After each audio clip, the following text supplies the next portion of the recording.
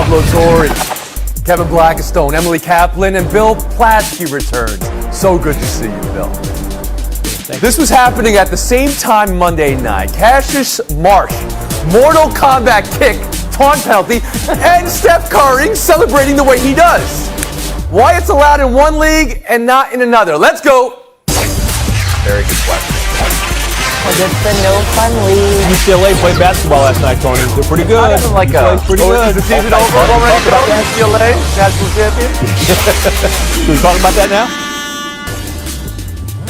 You know, I made some comments that people might have felt were misleading, and you know, to anybody who felt misled by those comments, I take full responsibility for those comments. And I'm excited about feeling better. I'm an athlete, I'm not an activist. So I'm gonna get back to doing what I do best. And that's playing ball. Like, I shared my opinion. It wasn't one that was come to frivolously. It involved a lot of study and what I felt like was in my best interest for my body. Aaron Rodgers, in his own words once again on the Pat McAfee show. There's that, and the fine he incurred from the NFL. Now, it's part of a collectively bargained agreement, so it can be explained, but just for full view, I saw Chris Swin tweeting about this as well. Aaron Rodgers and teammate Alan Lazard were fined $14,000 for breaches in the COVID protocol. CeeDee Lamb was fined $20,000 recently for an untucked jersey. The Packers team were fined $300,000 for knowing of those breaches. The Falcons were fined $350,000 and docked a fifth-round pick for fake crowd noise in 2014. Pablo Torre, where would you like to start? No, we could start with the fact that there could have been a draft pick as a penalty, and I would not have blinked twice at it. That would seem logical to me, Tony. It would seem logical to punish this severely to the point where there is deterrence around it. That said, the NFL clearly also wanted this to go away. ASAP. They were kind of complicit in this too, right? They knew that this was happening. They know, they get the videos, but they didn't say anything either because, again, they wanted to minimize the controversy. And I'll just add this about Rodgers too. The attempt from him to minimize the controversy, Tony, when he says if people felt misled by this, I mean, come on, how many more mealy-mouthed qualifiers can there be? If and may? Like, no, you misled people. The fact that you're still misleading people about your apology for misleading people, it reminds me that the biggest sort of tragedy in all of this is the fact that there are lots of people out there who listened to that first interview, didn't listen to the second, and took a lot of knowledge away from a guy who they believe to be a smart person who, once again, from the NFL perspective, is not being punished, in my opinion, nearly enough. Kevin Blackistone.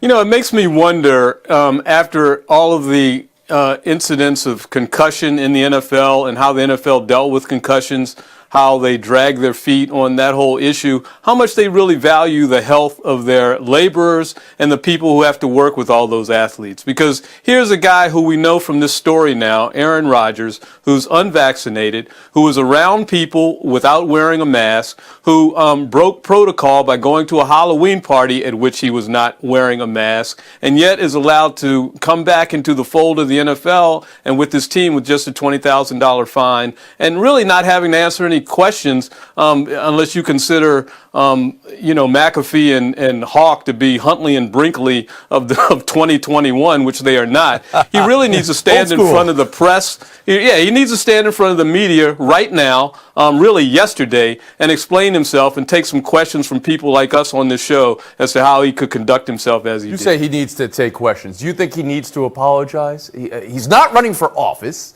He's not running for office, but he's an athlete, and we talk about it now like it's oxygen, right, on a platform, and people follow his example, and they listen to his words maybe more so than they do other people who know better. Do you honestly think people are following his example, though? I mean, at this point, aren't people already one way or the other, I guess, is what I'm trying to say. There are a lot of people, as we know, who have glammed onto the ideas that he has about the vaccine and about COVID, and I think it's a very dangerous position. And so, yes, he needs to answer questions about that from people who have credible questions. Emily Kaplan, I'll bring you in here. My biggest issue is his explanation, specifically the line, I'm not an activist, I'm an athlete. And you can't not stick to sports and then stick to sports only when it's convenient to you. He was the one that went on a diatribe about cancel culture and vaccines. He was the one that invoked Martin Luther King. He was the one that paraded this 500 pages of research to the NFL league office. And then when he was criticized for all of this, he backs down. That to me just seems really weak, and it doesn't make him seem like a leader. And Bill Plaschke. This whole thing is ridiculous. First off, weren't the Saints cost a draft pick last year for this COVID stuff? I think they were. Yes, the Saints were. The Packers should be called. Patriots were also fined for, I believe, Cam Newton. Go ahead. Plus, they should be flagged for taunting. The Packers are taunting the city of Green Bay. They're taunting the public health system by Rodgers saying he misled people. You lied. You didn't mislead people. Rodgers said he had empathy for people with COVID. No, you don't. If you wouldn't have lied about it. And the Green Bay, the whole Packer organization knew he wasn't vaccinated. You allowed him to run around as if he was vaccinated. That's taunting. It's I hear what you're saying, but I think they're all asking for a change of heart if somebody doesn't have a change of heart. The need for an apology here. Is it necessary, Pablo? I think it's necessary, Tony, but more than that, I do think the only thing that really matters at this point, because his words are already out there, is just being consistent about punishment, right? Do you take this seriously or not? If he wants to convince me that in his heart he has changed, that's cool. But at this point, I'd rather just see the NFL take COVID seriously in a way that clearly they like to talk about but don't actually do. You know, if I had a buddy running around saying he was vaccinated and he wasn't, I'd expect him to apologize once he said he was. Why not apologize? Apologize to the city of Green Bay. Apologize to everyone you've been hanging out with. You're looking for consistency from the NFL. Well, I mean, again, the protocol is different for vaccinated players and unvaccinated players. You might see it this week with Cleveland. Multiple players, including Nick Chubb. If they do get 2 negative tests, they can play the week after their positive test, unlike Rodgers, who is still on the line there. He's going to need to get those tests. He says he's feeling better, which I think you all agree is something good to hear. Should be noted, Minnesota Vikings offensive guard Dakota Dozier this week is in the hospital after his positive COVID test. We're going to move on. NFL standing by Monday night's taunting call. A competition committee member said yesterday that calling taunting cleans up the game and is proper responsibility for players as role models. Who was that competition committee member? Mike Tomlin, very much a beneficiary of this call Monday night. The league, no acknowledgement of the contact from official Tony Corrente to Cassius Marsh, which came right before the flag, but according to Corrente, was not the reason for the flag. I'm going to say this again. Monday night, if you're a sports fan, flipping through channels, as we all are, you would see a flag from the NFL at a key moment of the game, and you'd see celebration from Steph Curry on his way to 50. And that's totally allowable by the NBA. Yes, maybe he's not doing it in this instance at the bench, but that clearly was in the face of Trae Young. So I ask Emily, does the NFL have this right? No, this is something that is so good in theory and so poor in execution because it is so dubious to enforce. And it is a very subjective line over what is celebration and what is taunting. Because when I see him do that kick, I'm like, how is that different than what TJ Watt does after a sack? I also just want to take a moment to defend Tony Corrente and the officials here because this is a point of emphasis from the league to officials. Therefore, they're instructed to call it. And every week, the officials get graded on how they do. And Tony Corrente probably got a good grade for calling that. And if your boss tells you you're doing a good job, you're going to keep doing it. So it's not an officiating issue. It's an NFL and That's not an officiating issue? How did you see Corrente and Marsh making contact? My issue is that they're telling them to do this, and honestly, they're losing the bigger sight here. We sometimes forget that the NHL inherently is a sport. It's a game. It's supposed to be fun, and now they're alienating fans right now. I'm going to bring in Kevin Blackistone. If you could start with the flag for taunting, or you could start with Corrente and Marsh and the contact that was made, Kevin. Well, I was watching that when that contact was made and the flag came out, and I thought then, wow, he just accidentally bumped into him running by, and he's going to yank a flag out of his pocket and throw it into there. That's what it looked like to me. Look, one of my best friends is an official, and, I don't think that he would be that concerned about something like that. The crazy thing here is that we expect these athletes to be all pumped up, energized for these games. We want to see the emotion and everything, and then they show it, and we want to penalize them for it. The interesting thing here with the NFL NFL was this particular time, it happened not to have been a black athlete. And there have been academic studies after academic studies written about how the NFL has gone overboard in trying to police the behavior of black bodies in the sport that they finally invited them back to play. So, this is always problematic. Did it have anything to do with the outcome of the game? Did it have anything to do with the end of that play? Absolutely not. So I think we need to start looking by this stuff. Nothing to do with the outcome of the game. It was an accident that Corrente bumped into March. Pablo Torre, I'll bring you in here after what Blackistone just said. No, this was a thing that divided and clearly, to me, determined the game. Like, this is a thing look, I understand, KB, like, the officials have a really tough job here. I understand they have marching orders from the league, but the hip check, the bump, the little bit of a twerk that Tony Corrente did, what a terrible, I don't know why that happened. I don't know how it is that you could plausibly deny that there was something more to it than that. Like, the thing that it reminds me all of, though, is the idea that this is kind of like a broken Windows officiating regime, KB. You know that criminological theory about, hey, you know what? Let's make sure the misdemeanors aren't okay. Let's make sure the graffiti is cleaned up, because that way we're going to defend in our neighborhood from the felonies, right? The more serious fights and stuff. All that it results in is a broken relationship between here, the law enforcement, the officials, and the players, the citizens. Trust is broken because of this regime. It's totally Kevin, you want to respond? Go ahead. You grew up playing Madden and these other football games that are based off of these NFL games, which include the opportunity for you to do just that with your players. They cash in on this, and then they penalize the players for doing the very thing that they are cashing in on with these games. That is disingenuous. The bigger question I asked, Bill, and you have an opinion on the taunting. I think everyone knows this is what the league wanted. I'm not sure anybody really wanted it like this, but this is what the league wanted. When I say the NBA is celebrating it on one end, the NFL is penalizing on the other, who's got it right? Oh, the NBA's got it right. It's fun. It's exciting. I mean, people love it. It's part of the NBA. It's part of the vibe there. It's wonderful. I've seen Cassius Marsh do this many times at UCLA. This is his signature karate kick celebration. To me, what happened was he celebrated. He's running back. He hit Corrente. Corrente got mad, got irritated, threw the flag, or he threw the flag sooner than that. Should never be a flag like this. And I don't understand the NFL is moving away from the NBA. The NBA is the most entertaining game on earth. And why the NFL wanted to be so different, so sanitized, just makes you wonder about the owners and what they really want. Last word, Emily Kaplan. Yeah, I think, again, my issue here, I don't think the officials should be penalized. And I just think that it's just way too murky and dubious. Like, one of the things that they got him on was staring down the opponents. Where is it in the rule book that you can't stare down an opponent? I would like to see that, because then if I was a player, I would know not to do that. Wow, I'm shocked you guys are characterizing it. An official accidentally bumped into, grazed the player. To me, that was clear as day that the official, Corrente, backed up a full yard. That's 3 feet into the play. We've seen this before. This is part of the human element that everybody wants in their game. These are one of the worst calls I've ever seen in my life. Oh, Beckham Jr. clearing waivers, and here's the teams he's honing in on. Kansas City, Green Bay, New Orleans. That's according to our Diana Rossini. Pro Football Talk saying the Patriots also interested in Beckham. Whether he is the question. Bill, what makes most sense? Well, I'll tell you what doesn't make sense. Don't go to the Rams. They have a strong locker room. They don't need your divisiveness. However, I think Green Bay could work for him because they have a selfish quarterback who won't listen to him whine and mope. All right. And no, I'm serious. Yeah. So I mean, I think the Packers would be the best place for him. Emily Kaplan.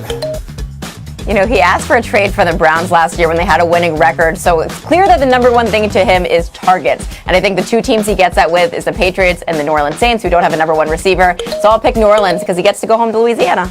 Kevin Blackstone. No, it's got to be the Packers. I mean, they're 7-2 now, and we know that that's asterisks on that last game. But look at how well that defense is playing, 6th in scoring defense in the league right now. They got a package up there that can go all the way to the Super Bowl. Catch Aaron Rodgers passes. See, Come on. you can make the argument, Bill, without insulting and laying to waste everybody in the equation. Pablo Torre, how about you? Yeah, that's a good point. Good point. Yeah, Bill, you have left me incredible territory here. He should be going to the Rams. Odell Beckham Jr., the idea that the Rams suddenly are going to draw a line, Bill, they've been welcoming anybody who's talented into that team for high prices. Here's a guy who's legitimately good, who's free, and you're telling me because why? Oh, they can't handle personalities? Like, what is Jalen Ramsey to you, Bill? What is he if not an explosive personality that they've made work in that locker room? No. Jalen Ramsey was not like that. Odell Beckham, they had Deshaun Jackson, who demanded the ball. They got rid of Deshaun Jackson. They don't need that in that locker room. Jalen Ramsey's a great team player. He's outspoken. He's a great teammate. Odell Beckham Jr. is not a great teammate. The Rams do not need him. That would derail their championship run. Well, performances like they had a couple days ago also does a job derailing it. The offense doesn't operate as well as it could. Buy or sell two. College football playoff rankings. Every week there's something to pick at. That's what they want. And this week, Michigan State's loss, dropping them out of the top 4. But of course, where does it drop them? To number 7. Still ahead of undefeated Oklahoma, but now behind one-loss Michigan, even though Michigan's one loss was to, Emily Kaplan, Michigan State. Does it make sense? No, none of this makes sense. It just proves that the committee sees what it wants to see, and it wants name brand schools like Michigan. The Michigan State thing is ridiculous. Since when does a top 20 loss on the road to Purdue trump a head-to-head win? That makes literally zero sense. Kevin Blackstone. And the eye test in 2021 is so bad when we have computers that they can just stick numbers into, or robots that can just compute all this kind of stuff. 9-0 Cincinnati with the 4th toughest strength of schedule in the country. Just because they had 2 close losses against lesser opponents, everybody's lesser than them except the teams ahead of them. What do you expect? 9-0, respect it. Pablo Torre. So, look, I am numb to the idea that Cincinnati's getting ignored here, right? They're trying to pick the teams that are best, not the teams with the best resume. I understand that. The Michigan State thing, though, right? Like, Michigan did not play Purdue.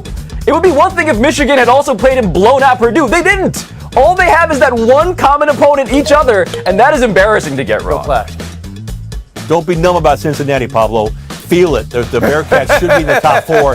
There is absolutely no question about it. And you talk about strength of schedule. So they struggled against Tulsa. Well, guess what? Tulsa, Ohio State, 4 minutes left. Ohio State led just by a touchdown. Right. Cincinnati's had the best win, the second best win of any team in the nation this year at Notre Dame, topped only by Oregon and Ohio State. They belong in the top 4. Kevin Blackstone, I'm with you with the idea that this committee, okay, but the idea to get a robotic computer, how about this? Just let the teams play each other in a larger tournament. Let's go around that horn. We move on. Buy or sell 3. 1-game suspension for Nikola Jokic. He'll miss tonight versus Indy. No suspension, $50,000 fine for Markieff Morris.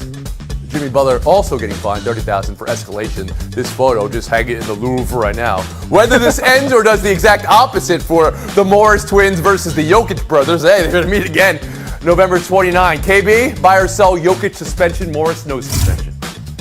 I mean, yeah, I buy it. I mean, what happened was Jokic just got baited into this. And let's not forget, let's not paint him as some kind of choir boy. Remember when he raked Cameron Payne across the face and got ejected in Game 4 of the playoffs last year? This is not about that, though. I mean, no one's saying anyone's choir boys. Pablo Torre. No, I mean, what Jokic was trying to do actually is establish that he is not a choir boy. That's his deliberate purpose here. He wanted people to know, if you do this to me, something will happen. His reputation on that level is permanently changed. I'm glad there was not a suspension for Markieff Morris, though, because that means that the online back and forth, totally unpunishable by the NBA. I like that as a precedent going forward. Okay. Go Plasky. Yeah, I'm never going to write anything bad about the Jokic brothers. I guarantee you that. But I thought that Morris was his foul was in the act of a game. Jokic was out of bounds. It was wrong. He was right to get suspended. Emily Kaplan. Just because you feel like someone else broke the rules doesn't give you permission to do so. So I think 1 game is fair. But I'd also like to see the NBA crack down on these instigators who've been going at Jokic all the time, because player safety should be important. Kaplan and Blackstone. Even par today, Kevin Blackstone. The golf game looks great. I was going to celebrate after this win, too. Plasky Torre. Stay royal. Drink responsibly.